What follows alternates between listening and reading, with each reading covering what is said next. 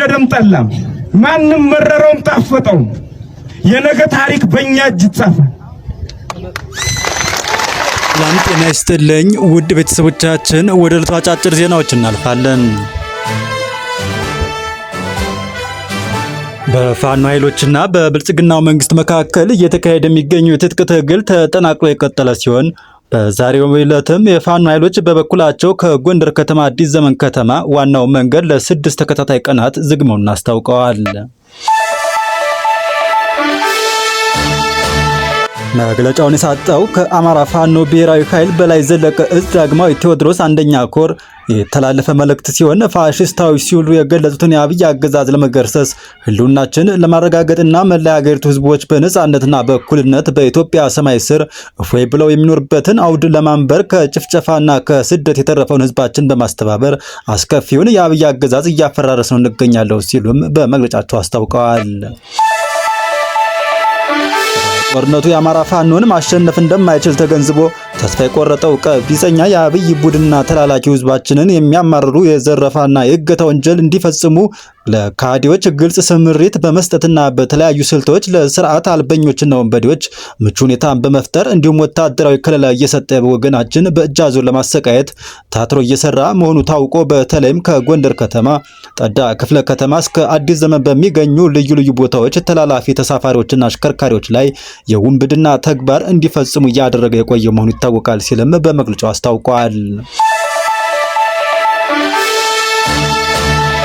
የሰሜን አማራ ቀጠና ግንባር ትግልን ለላቀ ውጤት ለማብቃት እዛችን በላይ ዘለቀ እዝ ህዳር 30 2018 ዓ.ም በይፋ ውጆ የጀመረውን ጥልቅ ማጥራትና ማብቃት ንቅናቄ በመደገፍ ኮራችን ወደ ተግባር መግባቱን እያሳወቀ የማጥራት ተልኳችን አካል የሆነው በዳግማዊ ቴዎድሮስ ቀጠና ስር ለሚስተዋሉ ተላላፊ ተሽከርካሪ ላይ ዘረፋና ስርቆት የሚፈጽሙ የህዝባችን ጠላቶችና የትግላችን ሳንካ ወንበዴዎች ላይ የማጣራት ስምሪት የሚደረግ በመሆኑ ከጎንደር ከተማ እስከ አዲስ ዘመን ከተማ ዋና አስፓልት አውራ ጎዳና ከታህሳስ 4 2018 ዓ.ም ጀምሮ እስከ ታህሳስ 10 2018 ዓ.ም ወላጆችና ጽኑ ህሙማን ከጫኑ አምቡላንስ ተሽከርካሪዎች ውጭ እስከ ተጠቀሰው ቀን መንገዱ ዝግ እየተደረገም አስታውቀዋል።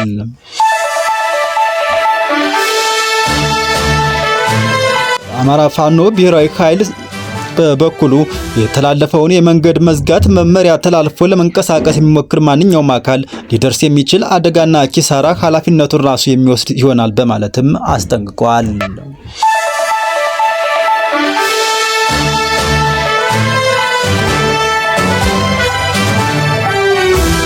ወደ ሌላኛው መረጃችን ስናልፍ አብዱራህማን መህዲ የሚመሩት የኦጋዴን ብሔራዊ ነጻ አውጪ ግንባር ኦብነግ አንጃ አዲሱ የአሜሪካ ብሔራዊ የደህንነት ስትራቴጂ በቀጠናው ውስጥ መንግስታዊ ያልሆኑ ቡድኖችን ያገለለ በመሆኑ ግጭቶችን ፈጽሞ አይፈታም በማለት ተችተዋል። ቡድኑ አሜሪካና አጋሮቹ በቀጠናው ሰላም ማስፈን ከፈለጉ የሰላም ስምምነቶች በተመረጠ ሁኔታ ተፈጻሚ ሊሆኑ እንደማይችሉ የሶማሌ ህዝብ የራሱን እድል በራስ የመወሰን መብት የኢትዮጵያ መንግስት እንደጨፈለቀውና ኢትዮጵያ ለኤርትራ፣ ለሱዳን፣ ለሶማሊያና ለግብጽ የምታሳየው የጠቅላይነት አካሄድ ለቀጠናው ሰላም ጠንቅ መሆኑንም ማወቅ አለባቸው ብለዋል። ቡድኑ አያይዞም የኢትዮጵያ መንግስት በአፍሪካ ቀንድ ያለመረጋጋት ምንጭ ሆኗል ያለ ሲሆን ኦብነግ ዓለም አቀፉ ህብረተሰብ የፌዴራል መንግስቱ የሚያካሂደውን አፈናና ጦርነት ችላ ብሏል በማለትም መንግስት በሶማሌ፣ ኦሮሚያ፣ አማራና ሌሎች ክልሎች የሚፈጽማቸውን ድርጊቶች ሆን ብሎ ተቃውሞና በብዝሃነት ለማጥፋትና የብሔር ብሔረሰቦችን መብት ለመጨፍለቅ ያለመ ነው በማለትም ከሷል።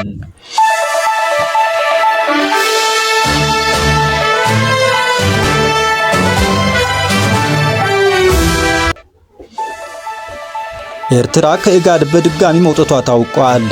ኤርትራ ከኢጋድ አባልነት እየወጣችው ድርጅቱ ግዴታዎቹን ባለመወጣቱ ህጋዊነት እየተሸረሸረ በመሄዱ እንደሆነም የኤርትራ የውጭ ጉዳይ ሚኒስቴር ዛሬ ባወጣው መግለጫ አስታውቋል። ኤርትራ ኢጋድ በቀጠናው መረጋጋት ለማስፈን አስተዋጽኦ ማድረግ አልቻለም በማለትም ተችታለች። ኤርትራ ከ18 ዓመት በፊት ለመጀመሪያ ጊዜ ከኢጋድ ወጥታ የነበረ ሲሆንም ከፕሬዝዳንት ኢሳያስና ጠቅላይ ሚኒስትር አብይ አህመድ ከ7 ዓመት በፊት የሰላም ስምምነት መፈረማቸውን ተከትሎም ድርጅቱን በድጋሚ መቀላቀሏም ይታወሳል።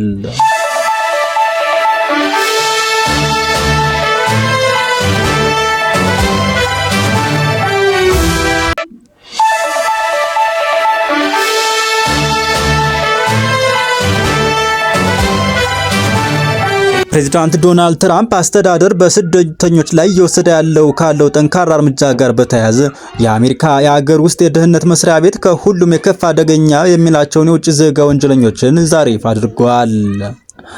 በአሜሪካ አደገኛ ወንጀሎች ተብለው ይፋ የተደረጉትም ውስጥ 9 ኢትዮጵያውያን እንደሚገኙም ታውቋል።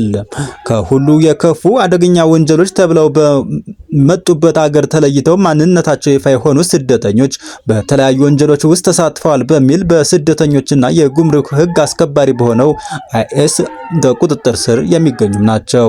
በዚህ ዝርዝር ውስጥ ከተለያዩ የዩናይትድ ስቴትስ ግዛቶች የተለያዩ 8 ወንዶችና አንዲት ሴት ኢትዮጵያውያን ፎቶግራፍ ስምና የፈጸሙት ወንጀልና ከየትኛው የአሜሪካ ግዛት እንደሆኑም ይፋ ተደርጓል።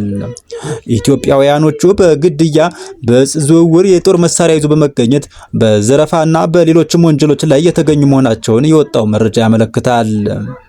አደገኛ ተብለው የተለዩት 9 ኢትዮጵያውያን ከአንዱ በስተቀር የሁሉም ፎቶ ፈጽመዋቸዋል ከተባሉ ወንጀሎች ጋር ለሕዝብ ይፋ ተደርጓል። ከወንጀለኞቹ መካከልም ሄኖክ ፍቃዱ፣ በረከት መኮንን፣ ብሩክ ታምራት፣ አዳነ የሱፍ፣ መስፍን ሁሴን፣ ንግስት በየነ፣ ጳውሎስ ኪዳኔ፣ ሳምሶን ኪዳኔና ቤዛ ከበደም እንደሚገኝበት ታውቋል።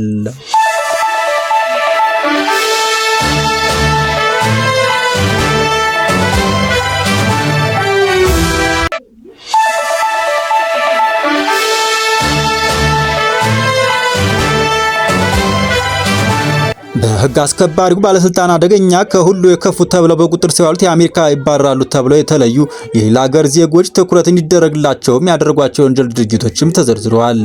ከተጠቀሱት መካከልም የቤት ውስጥ ጥቃት፣ በተደጋጋሚ ጠጥቶ ማሽከርከር፣ ዘረፋ፣ ልጆችን ማገት፣ የሽብር ማስፈራሪያ፣ በጦር መሳሪያ ጥቃት መፈጸም፣ የተሰረቁ ንብረቶችን መቀበል፣ የፍርድ ቤት ትዕዛዝንም አለማክበር፣ ህገወጥ የገንዘብ ዝውውርም ይገኝበታል። የሀገር ውስጥ ደህንነት መስሪያ ቤቱ የተለያዩ ወንጀሎች ፈጽመው እጅግ የከፉ አደገኛ ስደተኞች በማለት በመላው ዓለም ከሚገኙ ሀገራት የመጡ ግለሰቦችን በቁጥጥር ስር መዋላቸውን ያወጣው ዝርዝር መረጃ ያመለክታል። የመስሪያ ቤቱ ኃላፊ ክሪስቲኖም አሁን ይፋ የተደረገው ዝርዝር በሀገሪቱ ውስጥ በሚገኙ ከባድ የወንጀል መዝገብ ያለባቸው ውጭ ዜጎች ኢላማ በማድረግ የሚካሄደው ዘመቻም ለመጠናከሩ ማሳያ ነው ብለዋል። ከ2 ሳምንት በፊት አንድ አፍጋናዊ ስደተኛ ዋሽንግተን ውስጥ በ2 አሜሪካ ብሔራዊ ዘብ አባላት ላይ በፈጸመ አደገኛ ጥቃት አንዷን ሲገድል ሌላኛዋን ደግሞ ክፉኛ ካቆሰለ በኋላ የትራምፕ አስተዳደር ከህገው ስደተኞች ባሻገር ህጋዊዎችንም የሚመለከት እርምጃ እየወሰደም እንደሆነ ታውቋል። ጥቃቱ የተነሳ ከአፍጋኒስታውያን የቀረበ ሁሉም የስደተኛና የጥገኝነት ጥያቄ ተጨማሪ የደህንነትና የማጣራት ስራዎች እስኪከናወኑ ድረስ ላልተወሰነ ጊዜም እንዲቆም ተደርጓል። በተጨማሪም የትራምፕ አስተዳደር ህጋዊ ሰነድ ያላቸው ኤርትራንና ሶማሊያን ጨምሮ ከ19 ሀገራት ወደ አሜሪካ የገቡ ዜጎች የመኖሪያና የስራ ፍቃድ ላይ እንደገና ምርመራ እንደሚያደርግም አስታውቋል። እንዲሁም ከየትኛውም ሀገራት ዜጎች የሚቀርቡ የጥገኝነት ጥያቄዎችን በአጠቃላይ ላልተወሰነ ጊዜ እንዲታገድ የተደረገ ሲሆን ፕሬዝዳንቱ ከ3ኛው ዓለም ሀገራት ስደተኞች ወደ አሜሪካ እንዳይገቡ የሚያደርግ ቋሚ እገዳ ለመጣልም እቅድ እንዳላቸው ተነግሯል። በተለይ ደግሞ ሶማሊያውያን ስደተኞች በወንጀል አሜሪካ ውስጥ እንዲኖሩ እንደማይፈልጉ እንዲሁም ትውልደ ሶማሊያዊቷን የአሜሪካ ምክር ቤት አባል በማንቋሸሽ ያደረጉትን ንግግር ፕሬዝዳንቱ ለስደተኞች ጥላቻ አላቸው እንዲባልም አድርጓል። ፕሬዝዳንት ትራምፕ ባለፈው ዓመት ወደ ስልጣን የተመለሱበትን የምርጫ ቅስቀሳ ከጀመሩበት ጊዜ አንስቶ ጥብቅ የስደተኞች ቁጥጥር እንደሚያደርጉና በአገሪቱ ታሪክ ያልታየ ትልቁን ስደተኞችን የማባረር እርምጃ እንደሚያካሂዱም ባገኙት አጋጣሚ ሁሉ ሲናገሩ መቆየታቸው ይታወሳል። ትራምፕ ምርጫውን አሸንፈው ወደ ዋይት ሃውስ በተመለሱ ዕለት ንግግራቸውን ተግባራዊ የሚያደርጉ ውሳኔዎችንም ማሳለፍ ጀምረዋል። በዚህ ህገወጥ ስደተኞችን መያዝ፣ ማሰርና ከአሜሪካ ማባረርን ጨምሮ የቪዛና የጉዞ ክልከላዎችንም ስራ ላይ አውለዋል። የአሜሪካው መንግስት ሀገሪቱ የድንበር ጥበቃውን በማጠናከር በሀገር ውስጥ ደግሞ መጠነ ሰፊ አሰሳዎችን በማካሄድ ስደተኞችን በቁጥጥር ስር አውሏል። በተጨማሪም ስደተኞችን ወደ ሀገራቸውና ወደ ሌሎች ሶስተኛ ሀገራት በወታደራዊ አውሮፕላኖች በማሳፈርም እያባረርም እንደሚገኝ ታውቋል። ባለፈው ዓመት ግንቦት የአገር ውስጥ ደህንነት መስሪያ ቤት አማካሪ የሆኑት ስቴፈን ሚለር እንዳሉት የትራምፕ አስተዳደር በቀን 3000 ሰነድ አልባ የሆኑ ስደተኞችን ለመያዝ እቅድ እንዳላቸው አስታውቀው ነበር። የሲራክስ ዩኒቨርሲቲ መረጃ እስካለፈው ህዳር ወር አጋማሽ ድረስ ከ65000 በላይ ሰዎች በስደተኞችና ጉምሩክ ህግ አስከባሪ ቁጥጥር ስር መዋላቸውንም አመላክተዋል።